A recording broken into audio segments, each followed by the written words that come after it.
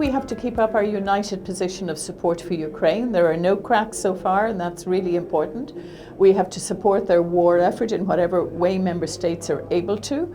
We need money, and they need to be supported so they can defend themselves adequately. We need to sanction Russia all the more, right around the world. We potentially could use the money that has been taken from Russia to support Ukraine.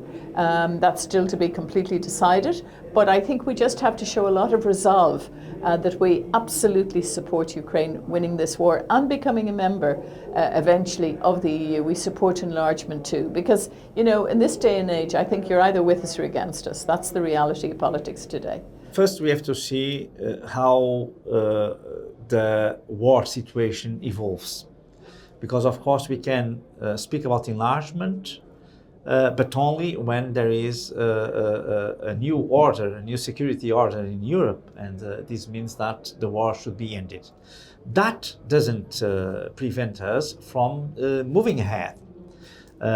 In a lot of files, for instance, single market, we can have a kind of partial participation of Ukraine, even if it is still in a war situation, and this also applies to the Balkans, where we have six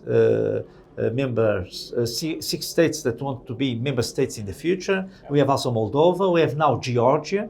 So we can work in all these platforms, trying to bring Ukraine and to prepare Ukraine to, by the one hand, the reconstruction, the rebuilding of the country, and this in the, I'd say, context of an integration process. We need to help Ukraine more than we are doing in supporting economically and with arms that they can defend themselves and defend Europe, because they are at the forefront in this war with Russia. And we also need to continue that they, in the process, that they are part of our EU family, step by step, but in a continuous way, to give hope, and that they feel this way of belonging to the European project. I'm very proud of the reaction of the European society, even before politics, when it came to the support of our Ukrainian friends. The European society understood that they are fighting for our freedoms and for our liberty, that the Ukrainian army is the real European army. Some people are speaking now of a new European army. Excuse me, we have a European army right now fighting for us in the front against the regime, not Russia, the regime of Putin. The key is now to assistance to Ukraine, so we really have to speed up now the actions, because we know that we have been too slowly and we have been supporting too little Ukraine, especially when we look to ammunition. So we have to really speed up the investments and help Ukraine. But of course, longer term, they need much support in the economic sector also. But I think now we have to really support their military actions there. The main lessons from Ukraine war, for me personally, is that we have not learned a lot. We have not done a lessons learned exercise. We have not invested in preventive diplomacy, and we have to do much more on our coordination. We are a global player, but we are still not a global player, and we are reacting ad hoc.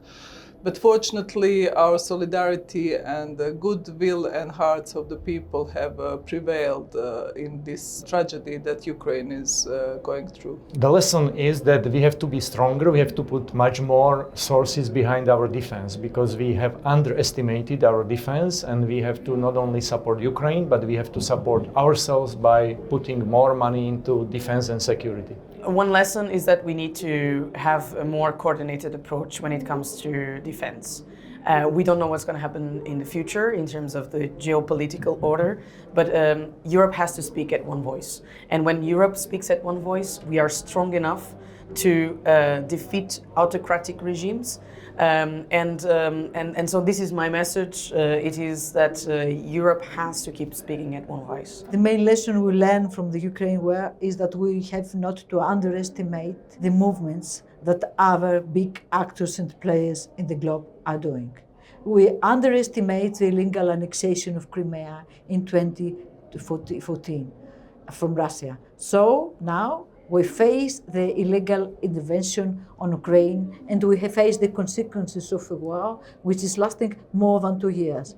It's very important not to underestimate anything in the global scheme. The main lesson definitely is that EU as a project is a peacekeeping project, and then we are the lucky ones who are part of the European Union. And what comes next is that we have to do our utmost in order to help that Ukraine will be a peaceful country and prosperous country at our border and maybe once a member state of the European Union.